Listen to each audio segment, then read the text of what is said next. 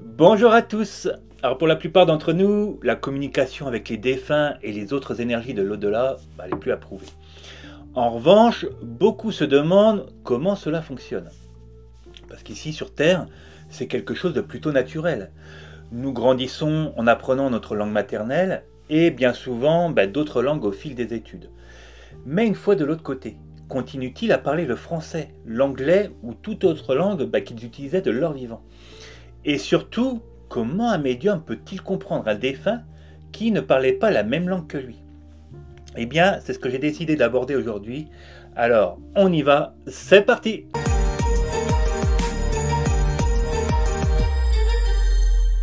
Comme je viens de vous le dire, l'une des questions qui revient souvent dans mes consultations est celle des langues parlées après la mort. Et je me la posais aussi au début de ma pratique. Je me suis dit, comment je pourrais communiquer avec un défunt qui de son vivant ne parlait que le russe, le polonais ou je sais pas moi, le bulgare? Je vais quand même pas devoir passer par Google Traduction, ça va être trop long. Alors même si on n'est plus à l'époque du fax et du Minitel, ça reste plutôt galère.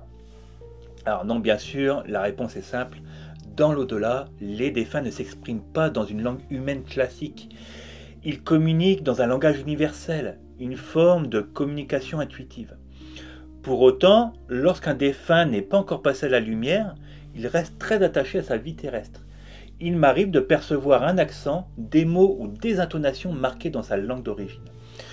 Cela montre que la communication va bien au-delà des barrières du langage. Dans l'au-delà, ce n'est pas la langue parlée qui compte, mais la vibration du message. La langue principale y est la télépathie, ce qui permet une compréhension instantanée et plutôt fluide. Contrairement au monde physique où la communication verbale est souvent limitée, et franchement entre nous, si vous parlez que le français et que vous voyagez à travers le monde, c'est plutôt galère pour se faire comprendre. Alors que la télépathie, elle offre une connexion fluide et directe, mais c'est pas tout. Cette forme de communication ne se limite pas qu'à nos défunts, à nos guides et aux autres êtres de lumière. Nous pouvons aussi comprendre et communiquer avec nos animaux de compagnie. Oui, vous avez bien entendu. Nos animaux avec qui nous avons partagé notre vie peuvent échanger avec nous et nous pouvons les comprendre pleinement.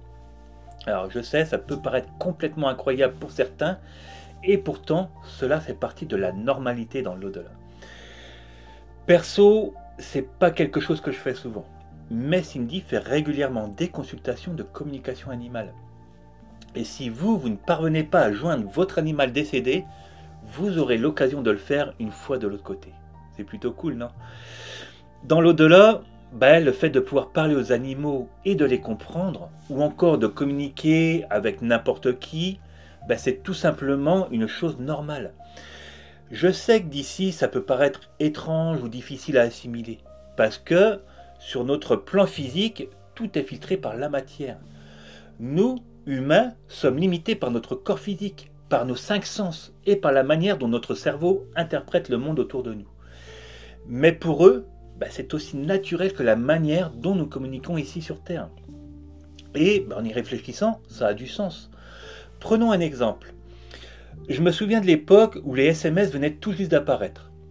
À ce moment-là, tout le monde trouvait ça ridicule. Les gens se demandaient pourquoi quelqu'un s'embêterait à taper un message, alors qu'en fait, il suffit juste de passer un coup de fil.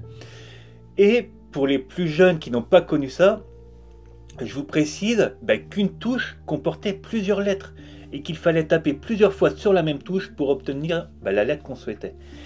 Alors, c'était pas du tout aussi simple et rapide qu'aujourd'hui. Et je me rappelle même d'un membre de ma famille qui avait fait exploser sa facture téléphonique à cause des textos. Et je sais aussi que toute la famille, à ce moment-là, était choquée. Elle se demandait pourquoi elle n'avait tout simplement pas appelé au lieu d'écrire. À l'époque, les SMS, ils semblaient être une mode passagère, une aberration. Et pourtant aujourd'hui, c'est devenu notre principal mode de communication. On envoie bien plus de messages qu'on ne passe d'appels. C'est rapide, efficace et parfois même plus clair, car cela nous permet d'organiser nos pensées avant de répondre. Eh bien, c'est exactement la même chose pour nos proches dans l'au-delà. Quand ils passent de l'autre côté, ils doivent aussi s'adapter à une nouvelle manière de communiquer, différente de celle qu'ils utilisaient ici. Mais tout comme nous avons appris à utiliser les SMS pour communiquer de façon plus simple et plus directe, nos défunts s'adaptent à un langage universel qui devient tout à fait naturel pour eux. Pour autant, il ne suffit pas simplement de vouloir communiquer. Pour que la communication passe bien, il faut se connecter à la bonne antenne, en fonction du plan dans lequel se trouve le défunt. En d'autres termes, nos proches peuvent être à différents niveaux de l'au-delà. Il est donc essentiel de capter la bonne fréquence pour échanger avec eux. C'est comme les SMS qu'on a vus tout à l'heure. Si votre téléphone est éteint ou qu'il ne capte pas, vous ne recevrez rien. Et pareil, beaucoup s'attendent à une conversation comme de leur vivant. Même si chaque médium a une façon de recevoir bien particulière, on capte généralement des mots ou des images par l'intermédiaire de nos pensées, nos émotions et nos ressentis, comme un canal de transmission. Lorsque j'échange avec un défunt, je ne reçois pas une conversation linéaire comme lors d'un échange classique. Au contraire, les messages ils me parviennent sous forme de flash, de sensations physiques et de visions passagères. Par exemple, il peut arriver que j'entende soudainement des mots comme crise cardiaque, ce qui me donne une indication sur la cause du décès. Parfois, je ressens physiquement ce qu'ils ont vécu. Si une personne est décédée d'un cancer des poumons, je peux ressentir une gêne respiratoire. Si quelqu'un avait perdu l'usage de ses jambes, je peux percevoir des picotements. En cas d'anévrisme, je peux ressentir une pression soudaine dans la tête. Et c'est là qu'il faut se faire confiance. Parce que, on le voit assez souvent, ceux qu'on accompagne dans le développement de leurs capacités sont souvent surpris qu'on leur dise qu'ils reçoivent. Et eux, à chaque fois, ils nous disent qu'ils pensaient que c'était leur imagination. Eh bien non, c'était bel et bien une communication. En parallèle, je reçois aussi souvent des visions qui ressemblent à des rêves éveillés. Les défunts, ils me montrent des instants marquants de leur vie. Cela peut être un souvenir d'enfance, un événement survenu juste avant leur départ, un moment heureux avec leurs proches, voire parfois un aperçu de ce qui est à venir. Ensuite, il faut assembler toutes ces informations comme si je reconstituais un puzzle pour retranscrire le message de manière compréhensible. Nos proches, une fois de l'autre côté, utilisent donc un langage bien différent du nôtre. Mais grâce à ces signes et ces ressentis, il est possible de reconstruire leur message. Alors bien sûr, il y a aussi une part d'habitude. Quand on reçoit tellement de signes et de symboles, on apprend à les décoder. Chaque nouvelle communication est une occasion d'enrichir notre langage spirituel. Juste avant, je vous disais que chaque médium avait sa façon de recevoir. Eh bien, chaque défunt a aussi sa façon de s'exprimer. Les personnes sont souvent déçues de ne pas entendre les messages de leurs proches. Mais si ce n'était pas un grand bavard de son vivant, il y a de nombreuses chances que votre défunt passe par un autre moyen de communication. Il peut très bien passer par vos pensées, par vos émotions, par vos ressentis, ou des choses encore plus subtiles selon son évolution. Vous devez donc ouvrir les champs du possible et ne pas uniquement vous fixer sur une méthode particulière. Vraiment, c'est dommage parce que beaucoup de gens passent à côté de ces signes. Ils pensent que leurs proches ne sont plus là, alors qu'en réalité, ils essaient de se faire entendre en permanence, sous différentes formes. Les SMS dont on parlait tout à l'heure, ce n'est pas votre seule façon de communiquer. Vous utilisez certainement, je ne sais pas, il y a WhatsApp, il y a Messenger, il y a Snapchat, il y a les mails, il y a les appels téléphoniques, il y a plein de choses. L'autre côté utilise également différentes méthodes pour établir le contact avec vous. Alors oui, vous pouvez passer par l'intermédiaire d'un médium au début, ça peut être un très bon moyen de passer par un canal plus clair. Vous savez, c'est un peu comme louer un décodeur pour recevoir Canal+. Mais ce décodeur, vous êtes capable de l'acheter définitivement pour communiquer avec vos proches.